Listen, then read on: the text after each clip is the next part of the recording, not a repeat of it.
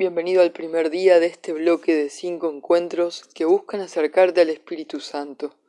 Mi nombre es Álvaro Pancita y como siempre digo en estas charlas, no tengo ninguna duda de que el Señor te quiso escuchando esto, aun cuando todavía no lo veas o no lo comprendas del todo.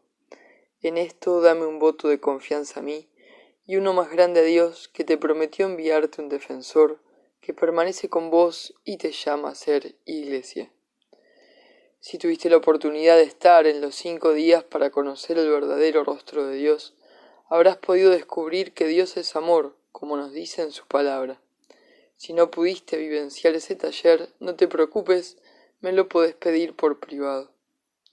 Cuando decimos que Dios es amor, hablamos de un amor comunitario, porque sabemos que Él es uno y trino a la vez, 3 personas y un solo Dios, un misterio de fe que no es tanto para comprender, sino para aceptar y agradecer. Dios es familia, es Padre, es Hijo y es Espíritu Santo, una comunidad divina. Por eso nos sueña en familia y en comunidad. Y para poder dar fruto como familia y como comunidad, necesitamos estar unidos a Él en sus 3 personas divinas. Esto sería un hermoso comienzo para un taller familiar, ¿no es cierto? No podemos cortar las ramas que nos unen a Dios porque es nuestra raíz y nuestra copa, nuestro principio y nuestra eternidad. De la misma manera, la familia humana fue creada a imagen y semejanza de Dios. Por eso es tan importante que permanezcamos unidos como familia, como Él nos soñó. Toda falsa imagen de lo que es ser familia nos termina desvinculando de Dios. Podríamos más adelante hacer un taller sobre esto, probablemente asociado a Génesis, pero ahora vamos de lleno con el Espíritu Santo. Seguramente la primera vez que escuchaste hablar de Él fue mientras participabas de la preparación para recibir el sacramento de la confirmación, o tal vez oíste hablar de Él antes, cuando te preparabas para la comunión, ya que en el corazón de la celebración de la Eucaristía se encuentran el pan y el vino, que por las palabras de Cristo y por la invocación del Espíritu Santo se convierten en el cuerpo y la sangre de Cristo. Si todavía no te confirmaste, te invito a hacerlo. Y ahora te voy a contar por qué es importante que recibas este sacramento de iniciación cristiana. Pero antes te quiero decir que todo lo que te voy contando está en el Catecismo de la Iglesia Católica, un libro que me parece fundamental para poder entender y vivir la fe, que de a poco se debería ir convirtiendo en tu libro de cabecera después de la Biblia, porque en definitiva es donde encontramos las respuestas a nuestra fe y a nuestra vida. Contame por privado si te gustaría hacer un taller de Génesis, como dijimos antes, y uno sobre el catecismo, que me parece fundamental. Entonces, ¿qué es lo que dice el catecismo sobre la confirmación? Que es necesario recibirla para hacer plena la gracia bautismal. Todo te lo cito en el PDF para que lo puedas buscar. La confirmación nos une más a la Iglesia y nos enriquece con la fuerza del Espíritu Santo, comprometiéndonos aún más al seguimiento de Jesús como discípulos y como testigos, llamados a extender la fe y defenderla con palabras y obras. Algo parecido a lo que estamos viendo en Aparecida, ¿verdad? El Espíritu Santo nos hace discípulos misioneros de Jesús en su iglesia. Todo lo que te voy diciendo no puede quedar en palabras, sino que tiene que llevarnos a la acción. Así, por medio de la unción que se nos da en este sacramento, recibimos el sello del Espíritu Santo, que nos marca como pertenencia total a Jesucristo, poniéndonos a su servicio para siempre y obteniendo su protección como Él nos prometió. Atento a esto, que no es mera teoría.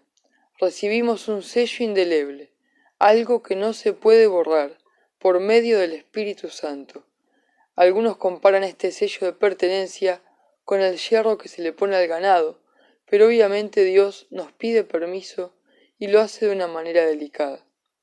Esta decisión de llevar en adelante una vida en Jesús hace que renunciemos a todo lo que no viene de Dios, por lo que renovamos las promesas bautismales, afirmando nuestra fe y renunciando con firmeza a todo lo que viene del mal.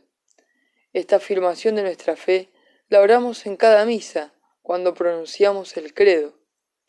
Fue Jesús quien nos prometió el Espíritu Santo, cuando nos dijo que el Padre, que habitaba en él, era quien hacía las obras, y nos anunció que aquel que creyera en él, es decir, nosotros, iba a poder hacer sus mismas obras y aún mayores. Hoy podemos preguntarnos qué obras estamos haciendo en Dios. Insisto, para que no quede solo en palabras. Si vivimos con el Espíritu Santo, vamos a hacer obras dignas de los hijos de Dios, desde formar una familia que busca la santidad hasta ser buenos cristianos en el trabajo, o por qué no, componer canciones, escribir libros, fundar espacios dedicados a las buenas obras que vienen de Dios.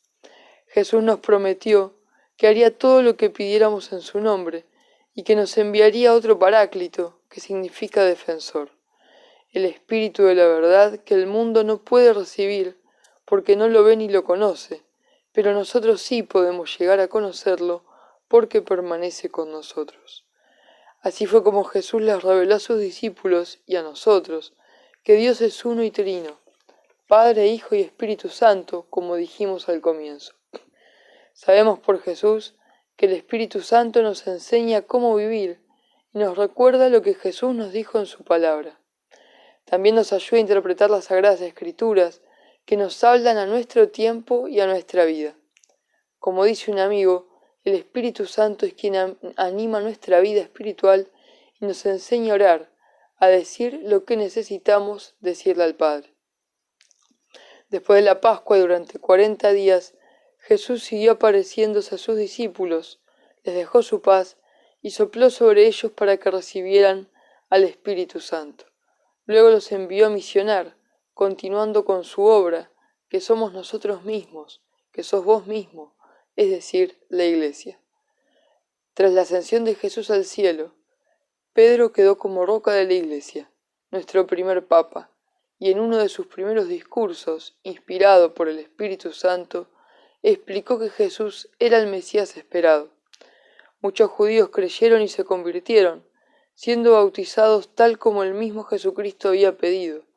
Y es el mismo Pedro quien nos explica que la promesa del Espíritu Santo ha sido hecha no solo a los que estaban ese día junto a él, sino a sus descendientes y a cuanto Dios quisiera llamar.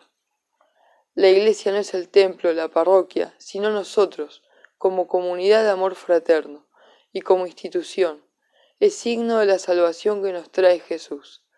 Si los apóstoles no hubieran creído y seguido a Jesús, si el Espíritu Santo no hubiera soplado sobre ellos, la Iglesia no existiría.